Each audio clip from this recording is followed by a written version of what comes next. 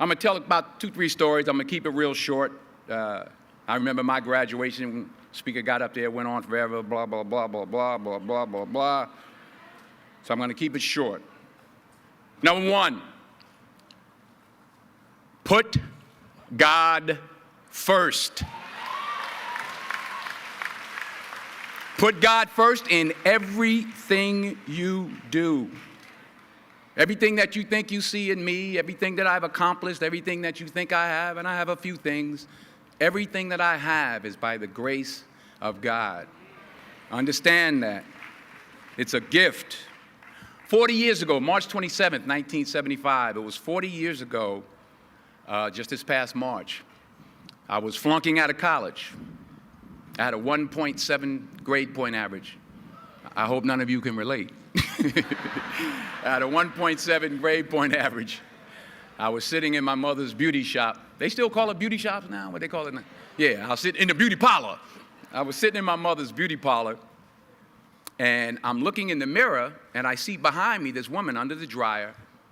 And every time she looked up, every time I looked up, she was looking at me, just looking me in the eye. And I didn't know who she was, and I said, she said, somebody give me a pen, give me a pencil, I have a prophecy. March 27, 1975, she said, boy, you are going to travel the world and speak to millions of people. Now, mind you, I was flunked out of college.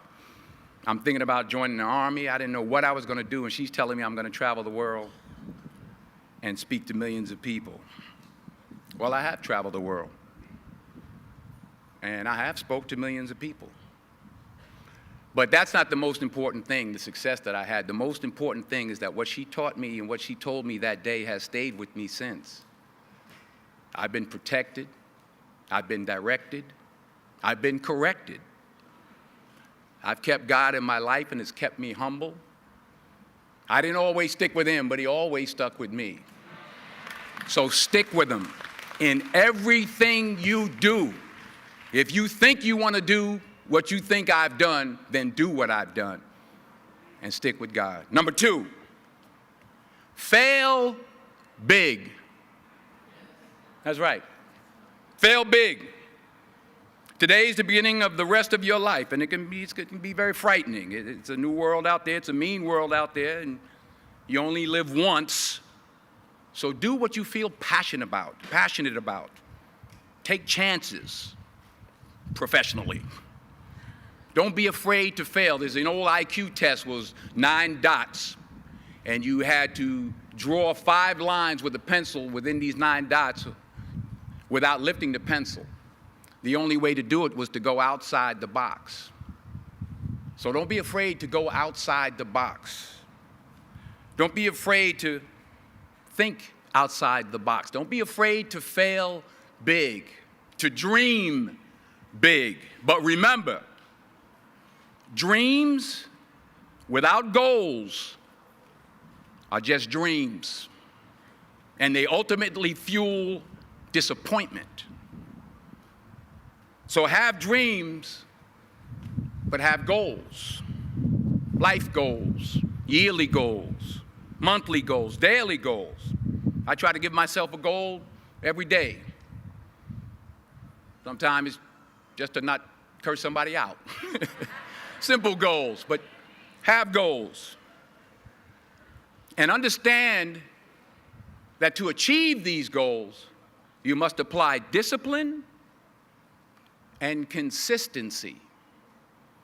In order to achieve your goals, you must apply discipline, which you have already done, and consistency every day, not just on Tuesday and miss a few days.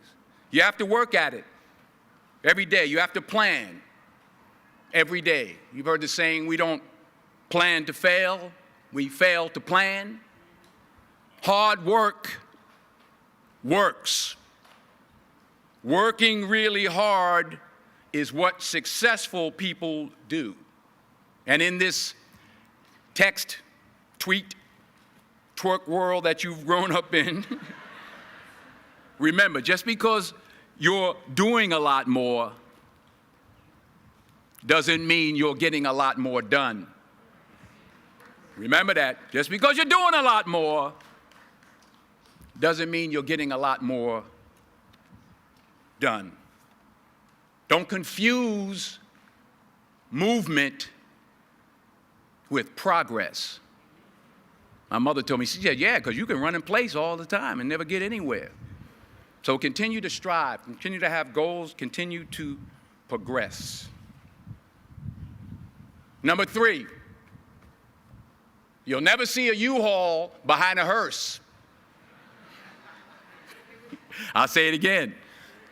You'll never see a U-Haul behind a hearse. I don't care how much money you make, you can't take it with you. The Egyptians tried it. They got robbed. That's all they got. You can't take it with you. And it's not how much you have. It's what you do with what you have. We all have different talents. Some of you will be doctors, some lawyers, some scientists, some educators, some nurses, some teachers. Yeah, okay.